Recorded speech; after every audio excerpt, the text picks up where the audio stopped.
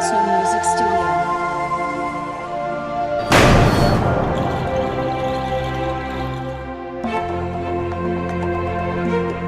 Bonjour, merci de nous accueillir chez vous, chez nous, sans filtre. Sans filtre, c'est cette émission qui a pour vocation de faire la pleine lumière, le plein phare sur les sujets d'actualité portant sur la vie politique, sociale et économique de notre pays, le Cameroun.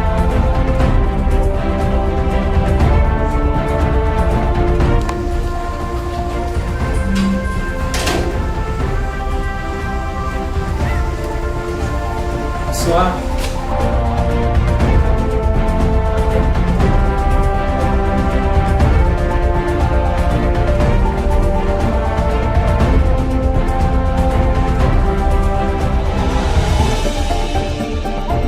Bonjour, merci de nous accueillir chez vous, chez nous. Bienvenue à cette autre édition, cette nouvelle édition de l'émission Sans filtre. Sans filtre, c'est cette émission qui a pour vocation de faire la pleine lumière, le plein phare sur les sujets d'actualité portant sur la vie politique, sociale et économique de notre pays, le Cameroun. Pour cette nouvelle édition, nous abordons la question sur la vie politique au Cameroun. 2025 s'annonce en grande pompe. Chaque appareil se prépare et s'active en fonction des outils et du matériau que chacun réunit. Nous évoquerons des questions d'avenir politique, des élections présidentielles qui s'annoncent en 2025 avec notre invité qui est déjà royalement installé en plateau, Dr Jean-Paul Yongui. Bonjour et bienvenue. Eh bien, je vous remercie pour le confort Merci. que vous m'accordez sur votre plateau. Je suis heureux de le partager pour ne pas rater le train de l'histoire. C'est ça. Justement, 2025, c'est une année carrefour pour le Cameroun, tout le monde en convient. Maintenant, quelle en sera l'issue, nous ne savons pas. Mais l'important, à mon avis, c'est de savoir prendre position lorsque l'histoire s'écrit. Donc, je suis content de me mettre à table pour dire ce que j'en pense. Et puis la francophonie, c'est pratiquement toute ma vie.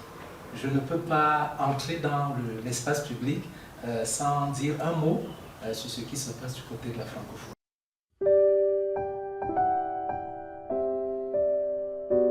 À chaud, quand on parle de la francophonie, on voit cette institution qui sert de gendarme à la langue française.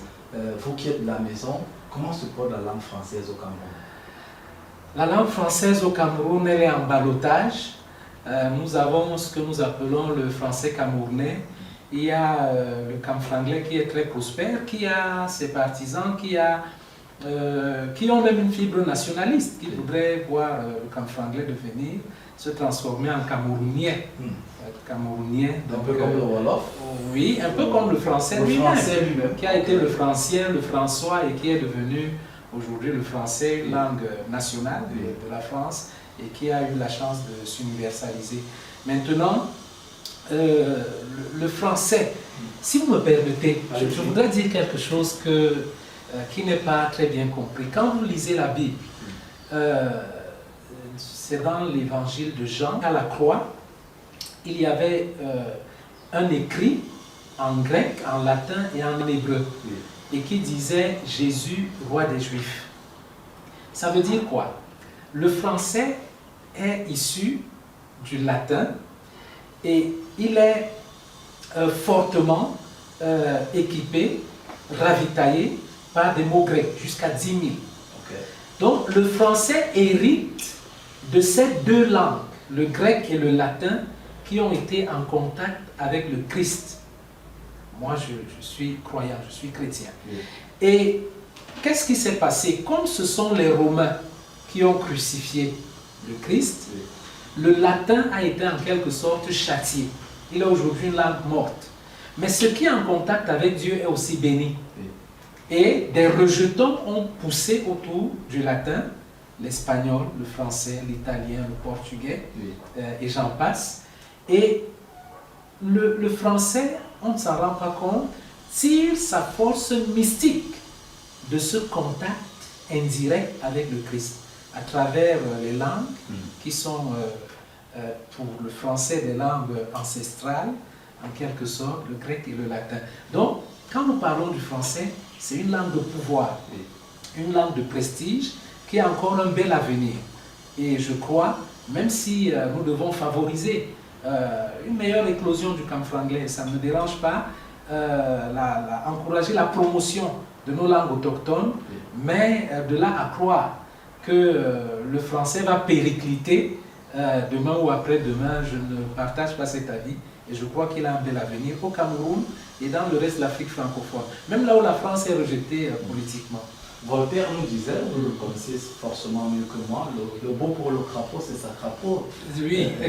Là, il parlait des identités. Oui. Alors, vous êtes certes assez outillé pour parler de la langue française, mais lorsque vous observez toute l'émulation, le déchaînement, le déferlement d'émotions qu'il y a aujourd'hui autour de la promotion de la langue française, à côté de cette langue dite étrangère, nous avons les langues locales, votre bassin natal.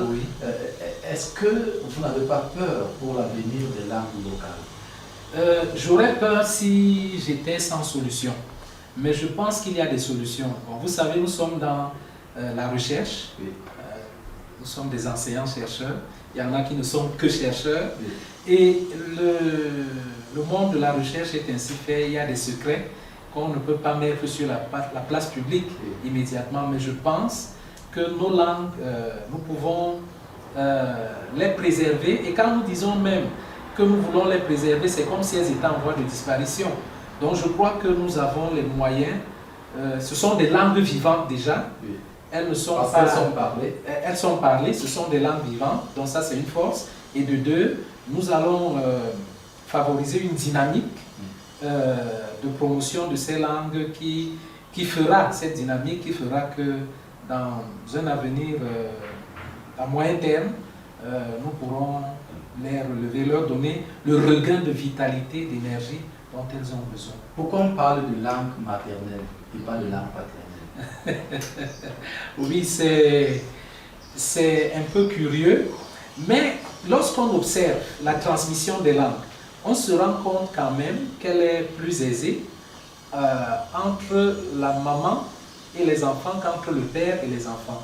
C'est-à-dire, et c'est plus vrai par le passé qu'aujourd'hui. Si aujourd'hui, avec toutes les occupations que nous connaissons, les femmes, les épouses parviennent encore à rester plus proches de leurs enfants, imaginez ce que c'était auparavant. Donc je crois qu'il y a cette influence-là, le fait que ce soit plus la mère que le père qui transmet généralement la langue. Je crois que l'explication peut être là. Mais c'est une question qui mérite un approfondissement. Alors, docteur Jean-Paul Yongui, nous parlions de votre candidature au poste de secrétaire général de la francophonie. C'était osé? Oui, c'était un pari audacieux et j'étais légitime tout de même. Et je voudrais dire que j'avais le meilleur programme. Le meilleur programme.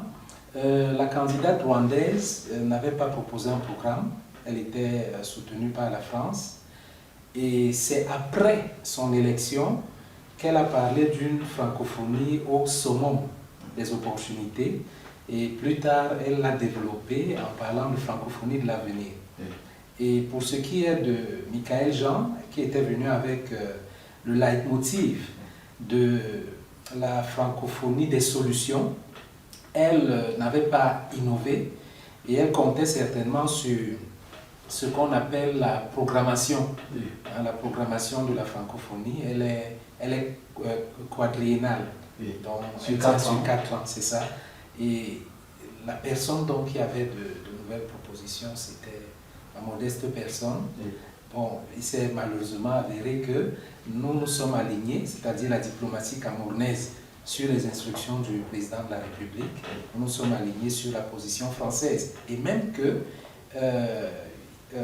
la candidature rwandaise avait utilisé un subterfuge, celui de passer par l'Union africaine. Ce n'était pas inscrit dans les textes, mais c'était une façon de rallier toute l'Afrique derrière la candidature rwandaise. Et à partir de ce moment, même le Cameroun avait une marge de manœuvre très étroite. Et encore que je ne vois pas notre diplomatie en train de se fâcher avec la France à ce moment-là. Donc c'est ce qui s'est passé. En s'y rendant, vous donniez quel pourcentage de chances? Vous me rappelez François Mitterrand. Il a dit, au plus fort de sa maladie, que dans tous les combats qu'il a menés au cours de sa vie, il s'est toujours mis dans la position de celui qui va vaincre. Donc je me donne 100% de chance en y allant. Encore que j'estimais qu'on aurait pu faire un consensus entre les candidatures canadiennes, rwandaises et camerounaises. Parce que pour moi, parmi les déficits dont souffre la francophonie aujourd'hui, il y a une insuffisance au niveau du secrétariat général. Si vous regardez les autres organisations internationales, le secrétaire général est généralement accompagné de secrétaires généraux adjoints, que ce soit à la Ligue arabe, au Commonwealth, au niveau de l'Organisation des Nations Unies. Jusqu'à présent, c'est l'Organisation internationale de la francophonie qui a un secrétaire général qui n'est pas secondé. Donc il est une sorte de factotum, un fait-tout, et il ne peut pas s'en sortir. Donc voilà les originalités que j'apportais. Avoir un secrétaire général ou une secrétaire générale, comme ce sont des dames qui depuis sont aux commandes, et puis des secrétaires généraux adjoints. On aurait pu... il y a eu des tensions. Vous vous souvenez certainement de la sortie de Michael Jean au sommet d'Erevan, qui accusait la puissance, en réalité, française de... comment elle a dit ça? De tricher avec la... Je paraphrase. De ruser, voilà, de ruser avec la démocratie. Donc, il y avait des tensions palpables. Pour moi, on aurait pu faire en sorte que la Canadienne reste en place, elle avait un beau programme, être secondée par la Rwandaise et pourquoi pas le Camerounais. Bon, la Rwandaise l'a emporté. Ce qui me plaît aujourd'hui, c'est que la dynamique qu'elle a finalement impulsée emboîte le pas à la francophonie des solutions et elle est sur un axe très moderne actuellement. Au chapitre de ces solutions, lorsque vous observez toutes les énergies mises en branle pour promouvoir la langue française, parce que la francophonie est cette auguste institution qui sert de veille et de veille à la vie de la langue française. Il y a des outils médiatiques, il y a le cas de TV5 Monde. Est-ce que c'est suffisant pour le faire? Ce n'est pas suffisant. Je pense, pour vous, les hommes de médias, j'ai proposé que l'Organisation internationale de la francophonie se dote de ce que j'ai appelé une chaîne de télévision nictémérale, c'est-à-dire une chaîne qui diffuse 24 heures sur 24 pour parler des activités de la francophonie exclusivement.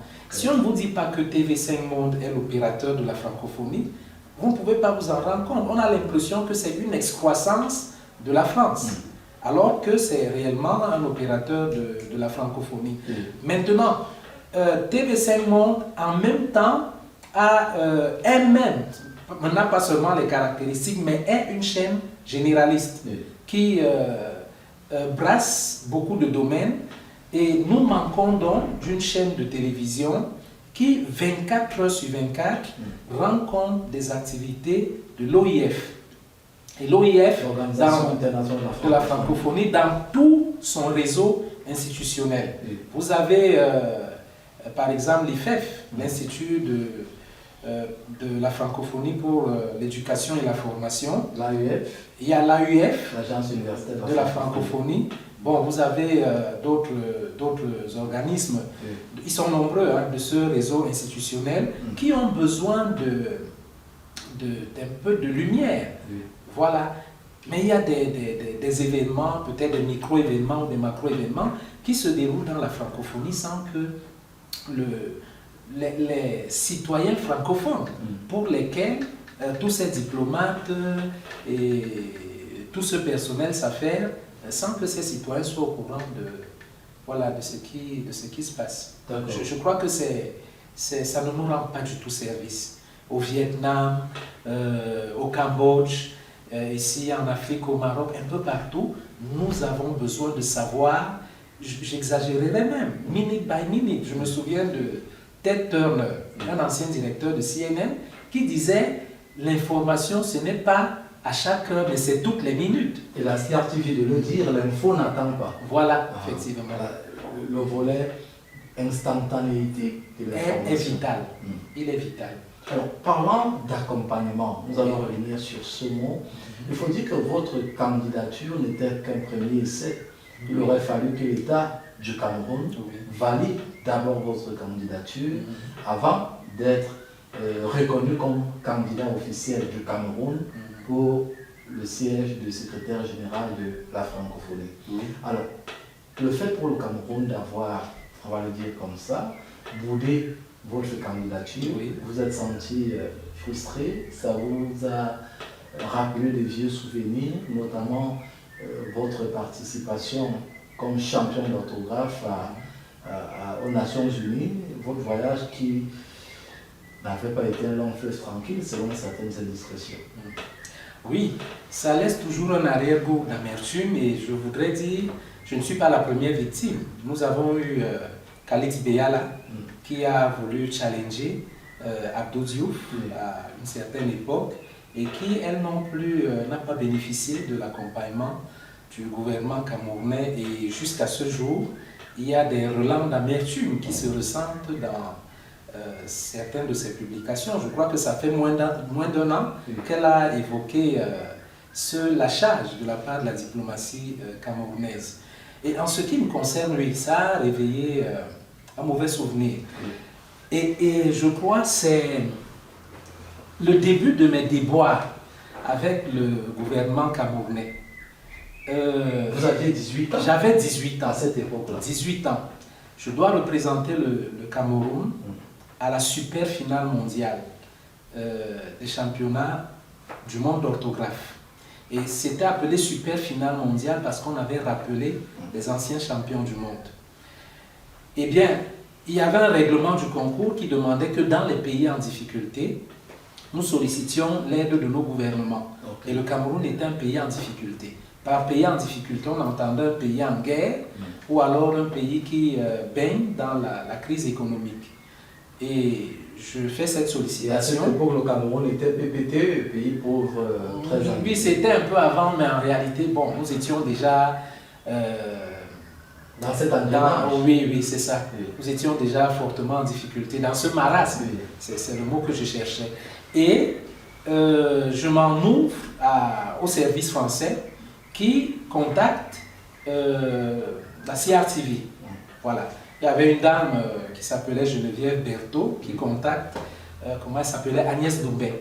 Voilà. Et lui dit, voilà, il y a votre champion qui doit voyager, je voudrais que vous lui fassiez une émission. Je passe à la CRTV, interviewé par Jean-Marie Watansi et, comment elle s'appelle encore,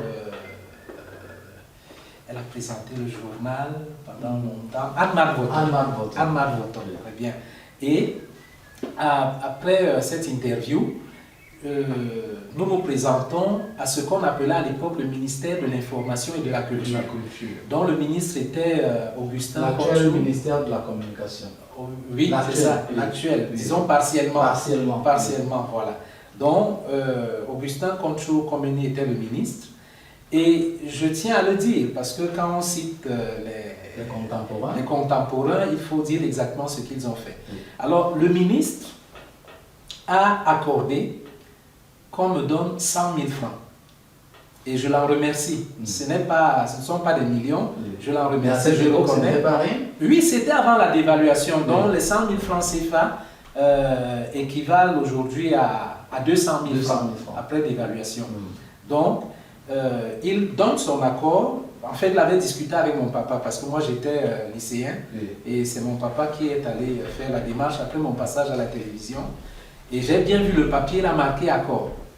Maintenant, il y a une opposition du monsieur qui était à l'époque directeur de la culture et qui dit qu'il n'y a pas d'argent dans les caisses du ministère, 100 000 francs CFA. Et voilà comment je vais voyager sans le moindre financement de l'État. Et encore, vous dites, à New York, 100 000 francs CFA, ce n'était pas fameux. Mais je dis au moins merci pour le geste, merci pour l'intention. Et l'autre démarche que nous avions entreprise, c'était d'envoyer un câble. À l'époque, c'était le Telex. Oui. Envoyer un câble à l'ambassade du Cameroun en France pour demander que pendant notre escale à Paris, je sois hébergé. Oui. Je suis un enfant de famille modeste. Je sors des quartiers populaires. Nous n'avions pas d'argent pour loger, loger dans un hôtel. Dans un hôtel à plein Paris. C'est ça. Donc, l'ambassade et mon papa, je tiens à préciser, travaillaient à la présidence de la République. Oui. Donc, c'est avec le Telex de la présidence même que le message a été fait. Et l'ambassade répond qu'elle n'a pas d'infrastructure pour accueillir des personnes qui sont dans une telle situation. Oui. Donc, je ne reçois ni les frais de voyage, je ne reçois ni le logement à Paris. Et nous avons quitté le Cameroun, je crois, vers midi. On est arrivé à 18h, 19h. Et j'ai passé la nuit à l'aéroport de Paris-Charles de Gaulle. J'y ai passé la nuit. Dans quelles conditions? Mais dans des conditions précaires et déplorables. Vous devez aller représenter un pays. Vous ne dormez pas.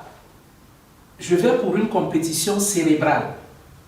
Et avec les SDF de Paris, puisqu'il y en a qui viennent plutôt dormir à l'aéroport dans la nuit, donc nous avons poireauté là. Nous n'avons pas dormi, nous étions sur des sièges en métal. Il n'y avait pas moyen de dormir. Donc on s'ennuyait. Et puis, bon, c'est dans ces conditions que le jour s'est levé et que nous avons dû maintenant prendre le vol pour New York. Donc, et quand nous arrivons à New York, nous constatons que les candidats africains, de certains pays africains, ont été assistés par... Ça se voyait. Par leurs États? Oui, c'est-à-dire certains étaient même en uniforme. Oui. Je crois qu'il y avait le Congo-Brazza, par exemple, dont les candidats étaient en uniforme. Vous sentiez une prise en charge, mais j'étais abandonné à moi-même. Je voudrais dire, parce qu'il y a une particularité, le diplomate camerounais qui était en fonction comme ambassadeur, c'était, paix à son âme, son excellence Simon Pierre, je crois que c'était Simon Pierre Nkoetongo. Nkoetongo, de toute façon. Et c'est sa fille qui était la championne d'orthographe senior, parce que j'étais champion d'orthographe junior. Oui. Et l'histoire que je raconte, elle me suivra certainement, elle sera surprise de l'entendre, parce que mon papa m'avait interdit de lui dire que l'ambassade, commandée par son père, m'a refusé un hébergement à Paris. Il trouvait que... J'ai obéi. Nous devons être des enfants obéissants. Donc elle ne l'a jamais su. Et c'était c'est une femme d'ailleurs, fort sympathique. C'est grâce à elle que j'ai mangé du hamburger à New York. Je serais reparti de là sans... puisque je n'en avais pas les moyens. Donc c'est elle qui nous a invités, le Coca-Cola américain, qui n'a rien à voir avec ce qu'on nous vend ici. C'est grâce à elle que j'en connais la saveur. Donc, parfois on oppose des Camerounais comme ça avec des décisions maladroites, des décisions pernicieuses, parce qu'il y a de la perfidie derrière. Alors que, de l'autre côté, vous avez des personnes bien intentionnées.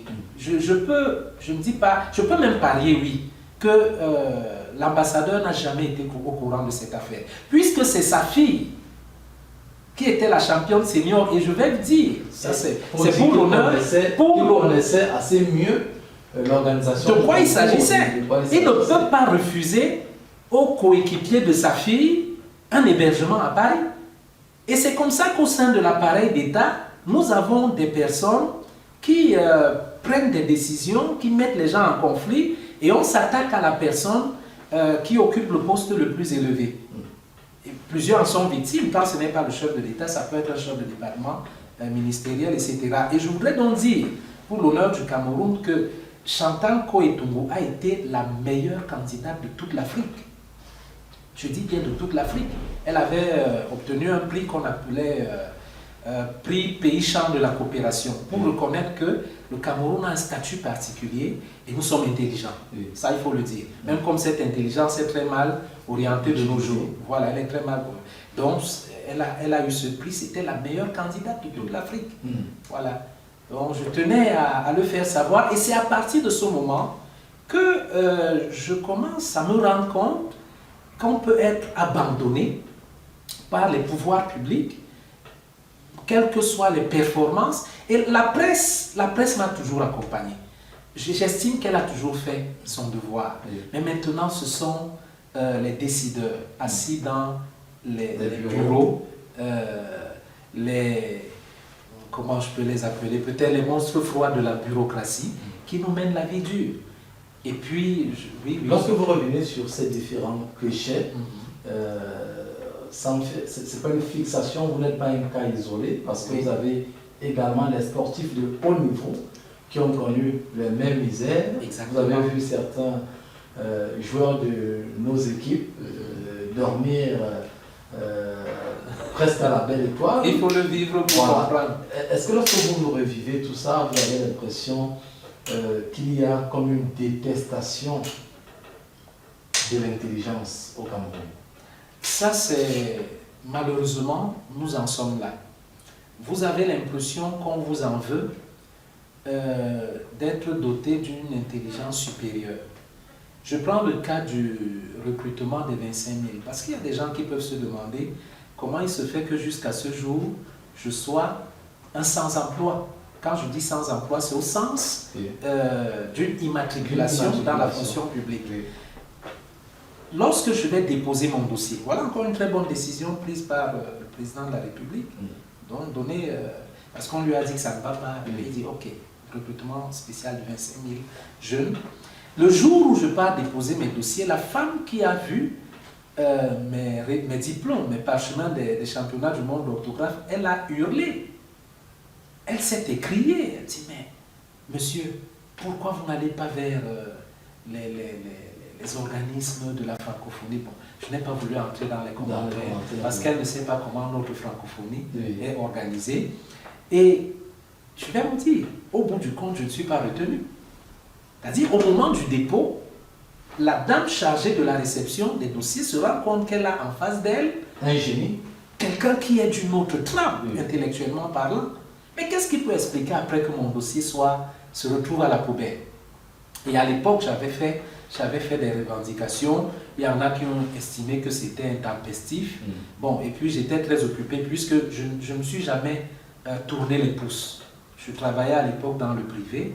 J'ai continué à travailler dans le privé. Et ça aussi, c'est un très mauvais souvenir. Donc, apparemment, au Cameroun, plus vous êtes brillant, et surtout sur le plan intellectuel et scientifique, plus vous êtes un homme à abattre. Maintenant, dans ce passé-là, je ne connaissais pas toujours les acteurs qui créaient des obstacles sur mon chemin, mais maintenant, dans le cas du remplacement numérique, je les connais, ces acteurs. Vous avez pu les identifier. Mais il y a mon jury, les membres de mon jury, qui sont des acteurs. Je ne dis pas qu'ils sont des coupables, je dis qu'ils sont des acteurs. Et nous avons ce qu'on appelle la CCRA, la commission consultative de recrutement des assistants, qui intervient après. Vous avez, il y a même une sorte de conférence des chefs de département pour faire le point sur les candidatures qu'ils ont reçues.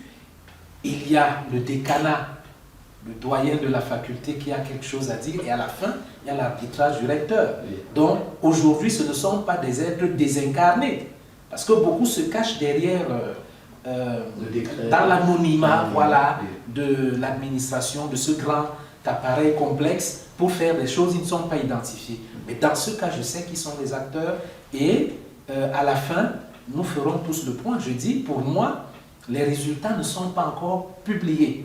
Nous les attendons, parce que c'est ce que les textes disent. Et c'est sur la base de ces résultats que vous pourrez naturellement amplifier vos différentes revendications, et qui sont toutes légitimes. Pourquoi ne pas corriger le tir avant? Je voudrais, vous me permettez de dire, on ne peut pas recruter comme assistant un titulaire d'un master et venir recruter également comme assistant un titulaire d'un doctorat et 3 masters, et je précise, sont des masters recherche. Aucun n'est un master professionnel. je suis en train de préparer un master professionnel, mais ça viendra après. Oui. Voilà. Je vous le disais un peu plus en amont, on a l'université recrute des assistants et des chargés de cours. Ce que j'attends moi, c'est d'être recruté comme chargé de cours parce que mon dossier a la densité qu'il faut. Qu'est-ce qui devrait se passer actuellement? Et c'est ce qui est professionnel, c'est la démarche professionnelle. L'université de Yaoundé 1 devrait déjà enquêter, ou bien, oui, on peut appeler ça comme ça, auprès du département de français aux géofficiers, auprès des classes scientifiques spéciales de l'école normale aux géofficiers, aller auprès de l'ICEA CEMAC pour savoir si mes déclarations sont vraies. Est-ce que ce monsieur est avec vous depuis 11 ans? Allez maintenant auprès de l'Institut français. Il y a un Camerounais qui revendique le statut de triple champion d'orthographe du Cameroun. Est-ce que vous le connaissez? Et je dis, c'est à l'Institut français que tous mes 3 sacres ont eu lieu. J'ai une attestation d'un ancien directeur, voilà, et j'ai les diplômes des championnats du monde d'orthographe, tout est là. Donc c'est la démarche pour justifier le fait que pendant qu'on recrute les autres comme assistants, je sois recruté comme chargé de cours. Ce n'est pas un traitement de faveur que je demande, mais c'est la logique. Donc je crois que le fait que ce ne soit pas publié, c'est vrai que c'est un vice de forme, mettre les gens en service alors qu'on n'a pas publié les résultats, mais ça peut leur permettre de corriger le tir. Je ne suis pas pessimiste. Docteur Jean-Paul Yongui, nous allons avancer dans notre conducteur. Oui. Vos humanités vous ont conduit en sciences politiques. Vous êtes titulaire d'un master en sciences politiques obtenu à l'université de Berthois, ce qui vous donne les outils, la capacité de parler politique. Oui. Voyez-vous. Alors, nous sommes en 2025. Les élections présidentielles au Cameroun sont prévues pour le mois d'octobre. En tant que spécialiste, observateur de la vie sociopolitique au Cameroun, comment est-ce que vous voyez sur le plan de la cartographie politique ces élections? Je ne suis pas, j'aime souvent le dire, je suis sankariste, je ne suis pas biaïste. Je laisse le biaïsme au professeur Bissanga, Nyamding et aux autres. Voilà. Mais je pense quand même que la logique d'un lynchage d'un serviteur de l'État de ce niveau n'est pas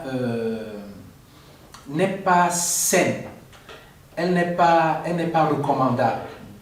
Maintenant, nous voudrions que lui aussi nous aide. Il y a plusieurs choses qui se passent au Cameroun. Quels sont les gages que l'opposition donne aux détenteurs du pouvoir? Je prends le cas du Sénégal par exemple. Quand Abdou Diouf est en difficulté, en ballottage défavorable, et que tout le monde sent que c'est Abdoulaye Wade qui va prendre le pouvoir, Abdoulaye Wade va rencontrer la mère d'Abdou Diouf et lui donne des gages sur l'honneur que son fils ne sera pas inquiété après son départ du pouvoir. Lorsque vous avez des démarches comme celle-là, pacifiques comme celle-là, ça encourage aussi celui qui est aux affaires à s'en aller, à se retirer dignement. Pour ce qui est de notre Sénat, je vais exagérer. Pourquoi le Sénat du Cameroun, depuis qu'il existe, ne peut pas trouver un statut de sénateur à vie à celui qui est là? Le Chili a utilisé cette recette avec Pinochet, le général Pinochet.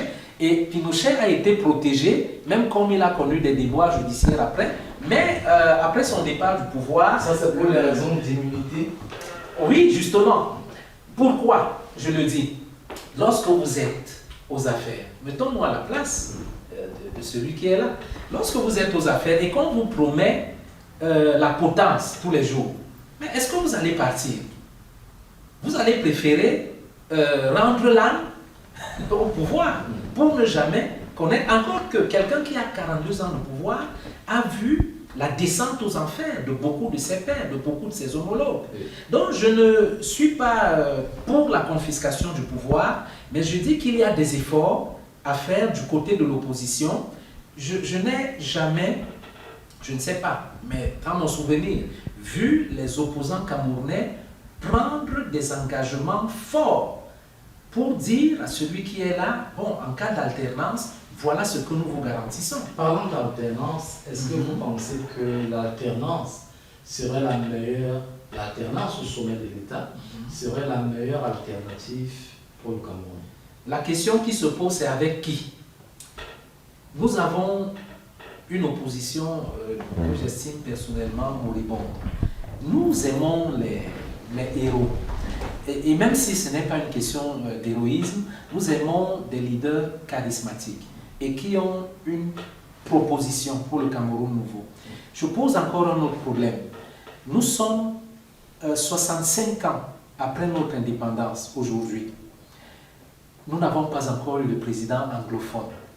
Et qu'est-ce qu'on observe? Les francophones, beaucoup de leaders francophones veulent arriver aux affaires sans nous dire, nous démontrer qu'ils ne perpétueront pas la tradition de la longévité au pouvoir. Puisque du côté anglophone, comprenons-les, on s'est patient. En 2060, le Cameroun aura 100 ans d'indépendance. Nous sommes à 65 ans. Dans les 35 ans qui viennent, que comptons-nous faire des anglophones? Les anglophones ont le droit de voir au pouvoir un des leurs.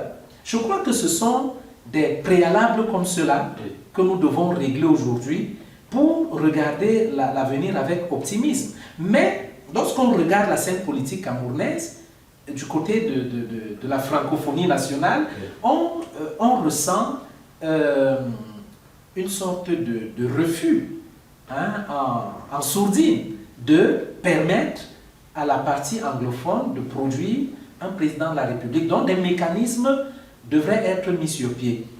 Je souscris à la pensée de certains jeunes leaders camerounais qui proposent une transition.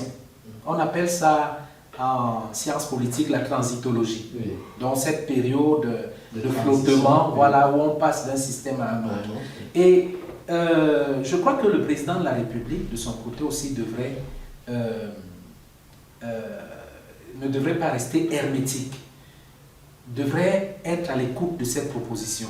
Parce que nous avons tous eu des vieillards dans nos familles. Ma grand-mère maternelle est décédée à 94 ans. Et je sais ce qu'elle ressentait déjà physiquement. Mon papa est parti à 80 ans. Lorsqu'on a 92 ans, on ne peut plus avoir des sensations juvéniles. On a des problèmes du quatrième âge. Ça, c'est une réalité. Et l'incertitude sur l'avenir est plus élevée. Ça, c'est clair. Vous parliez d'opposition. Est-ce que vous y croyez? Vous croyez à cette opposition? Parce que pour certains observateurs, c'est une opposition de positionnement. Oui. Vous avez vu les scénarios présentés par certains, ils sont très nombreux, qui hier disaient Bia Mosgo, qui aujourd'hui sont assis à la table. Oui. J'ai souvent dit que le slogan Bia Mosgo n'est pas un programme politique. Et malheureusement, à chaque élection, c'est la chanson qui revient. Et c'est la preuve que nous ne voulons pas élever le débat.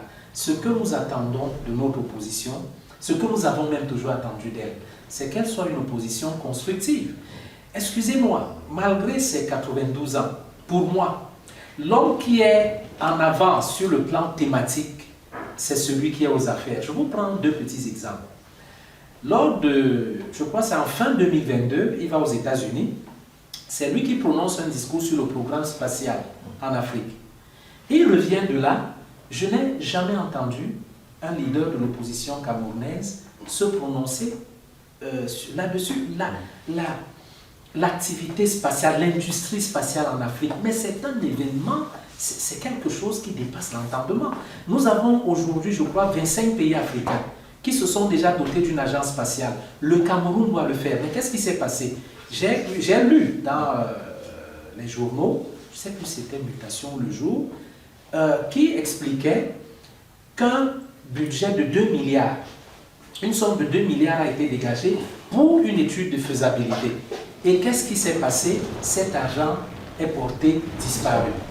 Aucune réaction du côté de l'opposition. Oh, c'est un projet avant-gardiste sur lequel on a entendu que le président de la République, on n'a entendu personne dans l'opposition. Je prends un deuxième cas. Lors du discours à la jeunesse de 2023, pas celui de 2024, le président dit ceci à peu près: pendant que vous quittez le Cameroun, d'autres vous remplacent. C'est le fameux thème du grand remplacement qu'il a récupéré dans l'opposition. Donc, sur des thèmes sérieux comme cela, et c'est quelque chose de sérieux, lui qui est là-bas et qui a un certain nombre d'informations, constate qu'il y a un déferlement des autres nationalités au Cameroun. Au final, on a une position de façade, de spectacle. Je ne dirais pas ça comme ça, ce serait condamner les bonnes volontés qui y sont. Quand j'écoute, peut-être je reviens sur lui, je ne sais pas pourquoi, Cabral dit même, citons Cabral, il est intéressant dans certaines de ses propositions. Bon, mais j'ai eu à le dire, ce qui se passe au PCRN, je n'ai pas beaucoup aimé, je crois qu'elle a été mal conseillée, d'exclure un des pères fondateurs de ce parti. C'est comme si... Robert Conan, en l'occurrence. Mais vous ne pouvez pas cravacher, c'est-à-dire travailler durement, pour mettre sur pied une structure, un appareil politique, et puis du jour au lendemain, quelqu'un s'amène et vous l'arrache. Parce qu'il faut dire les choses posément, il faut laissons le juridisme. C'est ce qui se passe, ce n'est pas moral. Et je pense qu'il aurait conservé à l'intérieur, ils auraient bataillé à l'intérieur, mais en l'excluant, il en a fait l'ennemi de l'autre camp, et ils sont dans la situation actuelle. Des fractions du PCRN à la UPC. Oui, exactement. Et vous avez pour le professeur Maurice Kamto, pour qui comment je veux dire, j'ai éprouvé, je préfère le dire comme ça, de l'admiration. Lui, il nous a énormément déçus. Je vais vous dire sincèrement, je vous le dis, c'est sans filtre, non? Oui, bien sûr, c'est sans filtre. J'ai voté pour le président Paul Biya et on me le reproche en 2011 et en 2018. Mais quand je votais en 2018, je me suis dit c'est la dernière fois. Parce que j'estimais que son âge, au bout de ce mandat, ne lui permettrait pas de continuer. Ça, c'était mon point de vue. Et l'homme que j'entrevoyais à sa place, c'était le professeur Maurice Kamto. Mais qu'est-ce qui s'est passé après? Il n'a pas respecté le Conseil constitutionnel, qui est souverain dans la proclamation des résultats. Il a d'abord fait une déclaration par anticipation et après, il a mené des jeunes dans la rébellion. Je crois qu'il y en a qui sont encore en prison. Et en 2020, on ne comprend pas pourquoi il ne va pas aux élections législatives, il ne va pas au municipal. Et j'estime que ce sont des décisions qui arrangent trop le RDPC et qui lui donnent même des allures d'agent double. On ne comprend pas pourquoi ces décisions, même la contestation, le grand juriste qu'il est, cette contestation primaire dans laquelle il s'est retrouvé et qui donnait du grand amour à ses adversaires du RDPC, on se dit pourquoi il se met expressément en difficulté pour leur faciliter la tâche. Je crois que c'était quelqu'un qui était parti pour entrer royalement au palais de l'unité, qui s'est mis tout seul en difficulté et qui aujourd'hui ne peut plus concentrer sur sa personne la même confiance. Donc, il y a une crise de leadership dans l'opposition, mais on a des hommes bien. Il y a le jeune du PUR, voilà, Matomba, oui, qui est quelqu'un de cohérent dans son évolution. Il y a le professeur Olivier Billet, qui il n'est pas riche comme Crésus, mais qui a des idées fortes. Quand vous l'écoutez, c'est quelqu'un qui est porté par un patriotisme. Donc on ne va pas noircir toutes nos propositions. Il faudra bien qu'un jour, quelqu'un remplace le président sur les candidats, à commencer par le président de la République, son Excellence Paul Biya, qui a donné l'impression, dans l'intervalle de 2 mois, le 31 décembre, le 11 février, peut-être même moins de 2 mois, de vouloir repartir à l'assaut. Je respecte ça. C'est comme on dit, c'est un animal politique. Et la politique, c'est un virus, c'est une drogue. On peut comprendre qu'il veuille rempiler, mais nous ne pouvons plus lui donner un blanc-seing. À Bastos, je me permets de le dire, là où vote le président de la République, mais dans un autre bureau. Docteur Jean-Paul Yongui, merci pour avoir accepté de répondre aux questions de cette autre édition de Sans Filtre. Merci beaucoup. Je vous remercie de m'avoir accueilli. Sans Filtre, c'est la fin. Merci, au plaisir de nous retrouver, de vous retrouver pour une prochaine édition avec un autre invité. Au revoir.